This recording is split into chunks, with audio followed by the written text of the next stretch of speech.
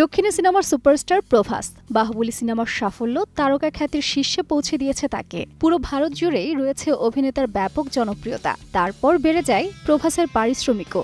যদিও এরপর hit cinema উপহার দিতে পারেননি তিনি, তারপরও প্রভাসের শিডিউল পাওয়া মুশকিল। অমরেন্দ্র বাহুবলী यानी मैं और महाराज भल्लाल देव की। পরিচালক মুকেশ কুমার সিং নির্মাণ করেছেন কানাপা সিনেমা। তেলুগু ভাষার এই সিনেমায় ক্যামিও চরিত্রে অভিনয় করবেন তিনি। কিন্তু এই সিনেমার জন্য কত টাকা পারিশ্রমিক নেবেন প্রভাস, তা নিয়ে দর্শক অনুরাগীদের মধ্যে রয়েছে নানা জল্পনা কল্পনা। সিয়াসত.com-এর তথ্যানুসারে বাহুবলীর মতো ব্লকবাস্টার সিনেমা উপহার দিয়েছেন প্রভাস। কানাপা সিনেমায়ও অভিনয় করবেন তিনি। এই সিনেমার জন্য 1 টাকাও পারিশ্রমিক না নেওয়ার সিদ্ধান্ত নিয়েছেন প্রভাস। কারণ সিনেমার প্রযোজক মোহন বাবুর সঙ্গে প্রভাসের রয়েছে ঘনিষ্ঠ সম্পর্ক। তার প্রতি শ্রদ্ধা ও ভালোবাসা থেকেই প্রভাসের এই সিদ্ধান্ত।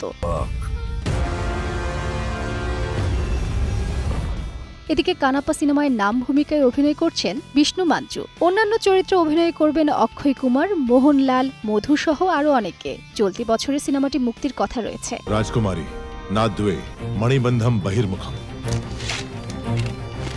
বর্তমানে প্রভাসের হাতে 4টি সিনেমার কাজ রয়েছে। এগুলো হলো কালকি, স্পিরিট, দ্য রাজা সাব, সালার 2।